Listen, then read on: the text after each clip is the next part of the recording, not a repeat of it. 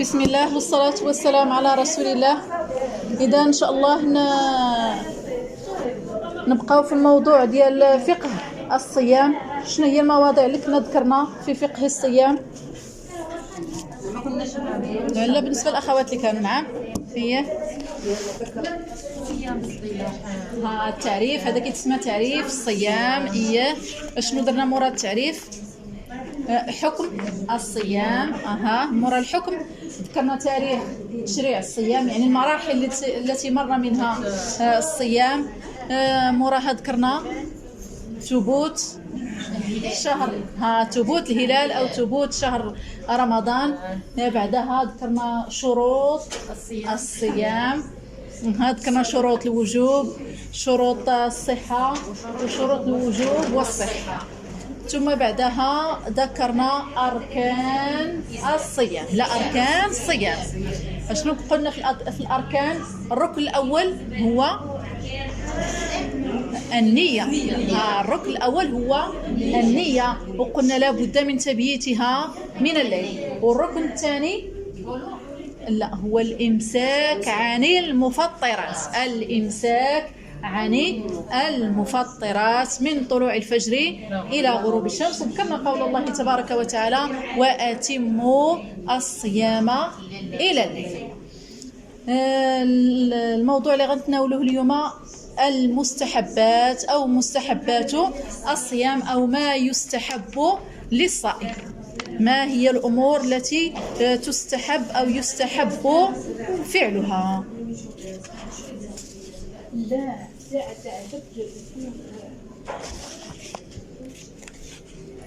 أول هذه الأمور وهو تعجيل الفطور. أول هذه المستحبات تعجيل الفطور. ولكن متى يسمى الإنسان عجل الفطور؟ بعد تحقق الغروب، يعني ما غاديش يبدأ يتسابق هو المؤذن، ولكن بعد تحقق الغروب.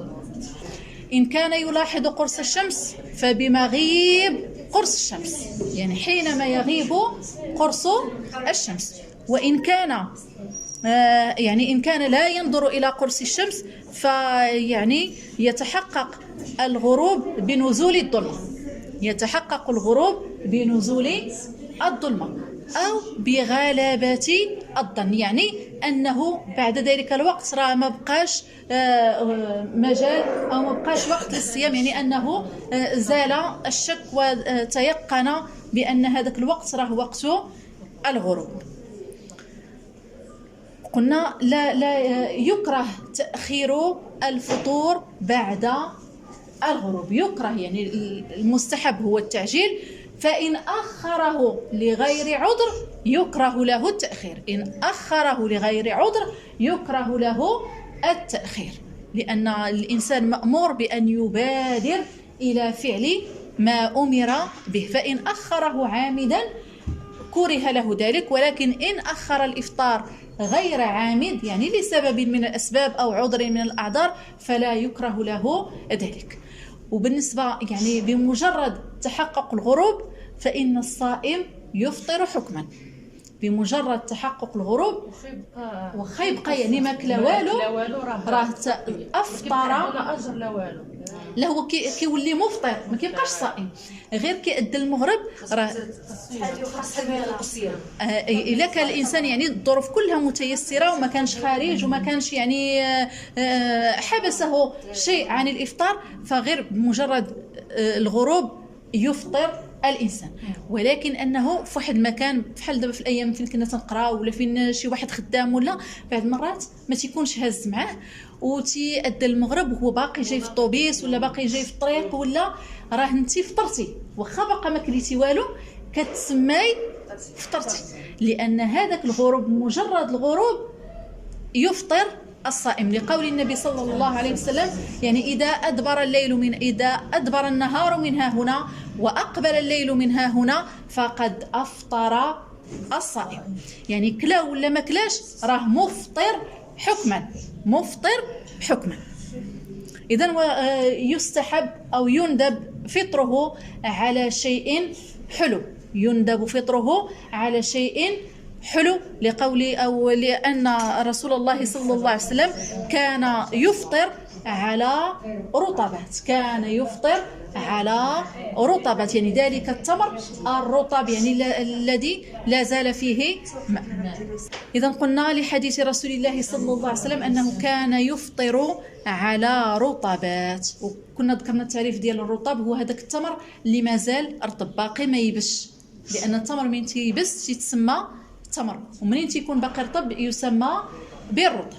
كان يفطر صلى الله عليه وسلم على رطبات، فإن لم يجد رطبات أفطر على تمرات، فإن لم يجد صلى الله عليه وسلم لا رطب ولا تمر حسى حسوات من ماء صلى الله عليه وسلم.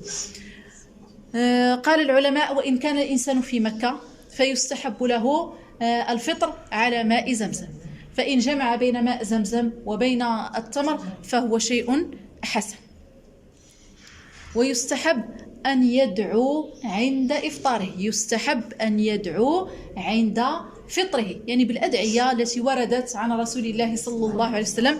قال كان يقول صلى الله عليه وسلم: اللهم لك صمت وعلى رزقك أفطرت فاغفر لي ما قدمت وما أخرت. أو يقول: اللهم لك صمت وعلى رزقك أفطرت ذهب الظمأ وابتلت العروق وتبت الأجر إن شاء الله. يعني الصائم له دعوة مستجابة عند فطره لا ترد، أن الصائم له عند فطره دعوة لا ترد. قيل هي قبل أن يضع الطعام في فمه، وقيل هي ما بين أن يأخذ الطعام ويضعه في فمه، وقيل هي في هذاك الوقت يعني بالضبط ديال الإفطار، سواء أخذ اللقمة أو وضعها في فمه أو لا زال لم يضعها. المهم أن في ساعة الإفطار للصائم دعوة لا ترد، وأن الصائم أخواتي هو في عبادة في ليله وفي نهاره وعند إفطاره وعند سحوره، فهو في عبادة في ليله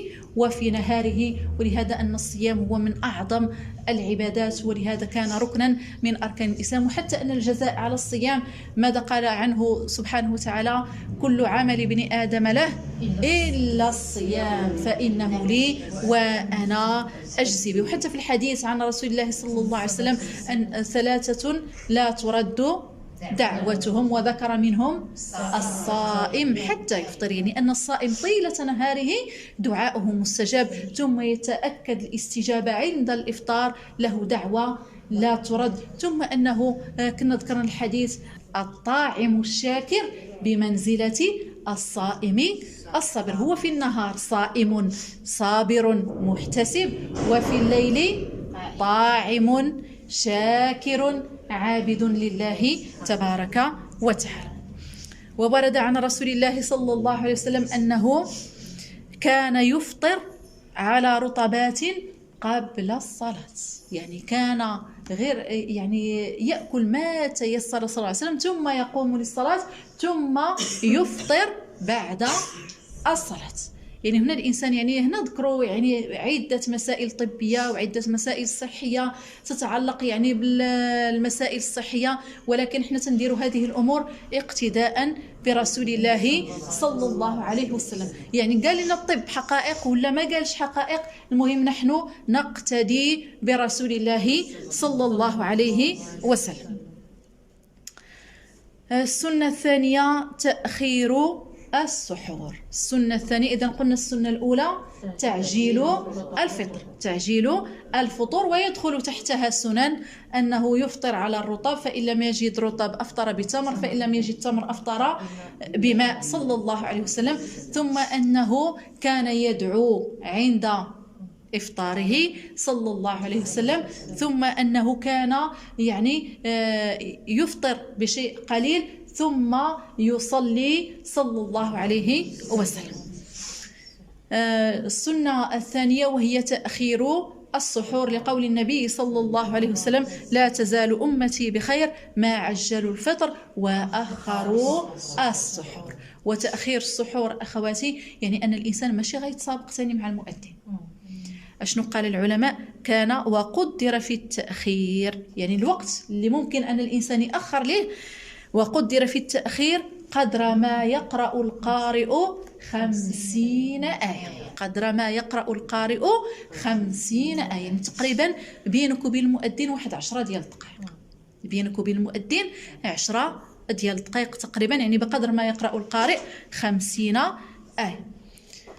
إذن السحور ندب إليه رسول الله صلى الله عليه وسلم، قال في الحديث: تسحروا فإن في السحور بركة. تسحروا فإن في السحور بركة. وفي الحديث عن رسول الله صلى الله عليه وسلم: إن الله وملائكته يصلون على المتسحرين.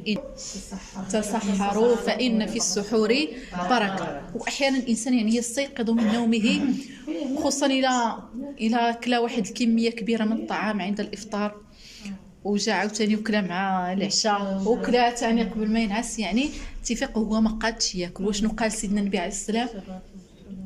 ولو أن تجرع جرعات من ماء. ولو أن تجرع جرعات من ماء، يعني واخا تشرب غير كويس ديال الماء، غير جغيمات تاع الماء، ما قديتيش على كاس، غير جغيمات ديال الماء، المهم أنك تسمى تسحرتي، لأن ما تضيعش عليك. إن الله وملائكته يصلون على المتسحرين. هذاك الوقت وقت المبارك، وانت راه هذيك الوجبه ديال السحور راه ماشي انت حيت قاد ولا ما قادش، راها عباده لله تبارك وتعالى. أنت في عباده. طاعم الشاكر بمنزله الصائم الصابر، يعني ما تحرمش نفسك من هذاك النفحات ومن هذيك الدعوات ومن هذيك البركات اللي تنزل في ذلك الوقت المبارك. فإن شك مريد السحور، يعني الإنسان إذا شك المؤذن واش أذن ولا ما أذنش، أشنو غادي يدير؟ واش يخلي الضوء طافي وياكل؟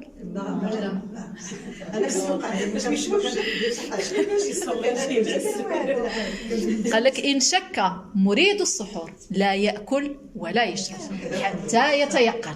لا يأكل ولا يشرب حتى يتأكد. قال لك: ولا يفعل شيئا من المفطرات. ومثل الشك في الفجر الشك في الغروب. الشك في الغروب، يعني شكيت أذن ولا ما أذنش المغرب، كذلك الفجر أذن ولا ما أذنش، يعني لا أفعل شيئا من المفطرات حتى أتيقن إما الغروب وإما طلوع الفجر. قال لك: ولو طلع الفجر، يعني بعض المرات تتفيق باقي قسم، تقول لك الوالده ولا مالين الدار تقول لك باقي قسم ويأذن. المؤذن داك النهار ما كيديرش قسم. يلا كتخشي شي حاجه في فمك كيبدا يأذن، اشنو غادي دير؟ واش تبلعها ولا شنو قلنا؟ قال لك: وإذا طلع الفجر وأنت متلبس بالفطر فالواجب عليه إلقاء ما في فمه ولو مكث قليلا متعمدا لازمته الكفارة. يعني إلا شديتي هذاك الشيء وصرتيه وانت كتسمع في المؤذن وعرفتي الفجر بانه لا خصك الكفاره، لانك تتسمع بحال فطرتي متعمد. وكيبقاو كيشربوا هذوك اصحاب الفتنه، هذاك اللي اللي كنصلي فيه كيقول لك راه باقي ما هذوك اصحاب الفتنه،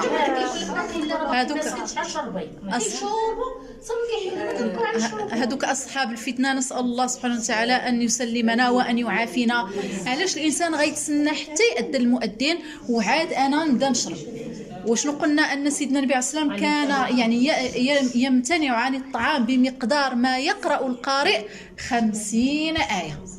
على فين كانوا هذاك الوقت كله حتى بدا يأذن المؤذن؟ هذا كله من الفتنه، وان الانسان تيوقع في الحرج، وان الدين ديالنا مبني على الاحتياط. الدين مبني على الاحتياط في العبادة. الانسان لابد وان يحتاط في عبادته، لان هذيك الوقيته الانسان غيولي كانه افطر متعمدا، انه افطر متعمدا. من المستحبات كذلك، وهذا يعني المستحب هو ان الانسان يمتنع عن فضول الكلام، أن يمتنع عن فضول الكلام. أما بالنسبة للغيبة وبالنسبة للنميمة وبالنسبة للكلام يعني اللي ممكن أن تؤذي به الغير، فهذا يدخل في باب المحرم. صلى الله عليه وسلم في المرأتين اللتان صامتا على عهده صلى الله عليه وسلم، فأمرهما أن يتقيأ، فتقيأ ملء إناء قيحا ودما وصديدا، فقال إن هاتين صامتا عما أحل الله لهما وأفطرتا عما حرم الله عليهما. يعني أن الإنسان في حالة الصيام راه شنو قال سيدنا النبي عليه الصلاة والسلام؟ الصوم جنة، وإذا كان يوم صوم أحدكم فلا يرفث ولا يجهل ولا يصخب، فإن سابه أحد أو قاتله فليقل إني صائم إني صائم. من المستحبات كذلك أخواتي صلاة قيام رمضان أو التراويح. الأصل فيها حديث النبي صلى الله عليه وسلم أنه صلى بهم في المسجد 3 أيام وامتنع عن الخروج في اليوم الرابع، فلما بلغه ازدحامهم قال صلى الله عليه وسلم لم يمنعني من الخروج إلا أني خشيت أن تفرض عليكم، إلا أني خشيت أن تفرض عليكم. من المستحبات كذلك الاعتكاف بالنسبة للإنسان اللي تيسرت له الظروف أو عنده مسجد قريب في الحي ديالو أنه تيكون فيه الاعتكاف، أنه سنة عن رسول الله صلى الله عليه وسلم. من المستحبات كذلك أخواتي أن يشغل الإنسان لسانه بذكر الله وبقراءة القرآن وبالتسبيح وبالتهليل وبالتحميد وبكل ما يرضي الله سبحانه وتعالى. من المستحبات كذلك أخواتي الإكثار من الإنفاق والإكثار من الصدقة، الإكثار من أفعال البر والإكثار من أفعال الخير في فترة الصيام. إذن كان هذا ما يتعلق بالمستحبات.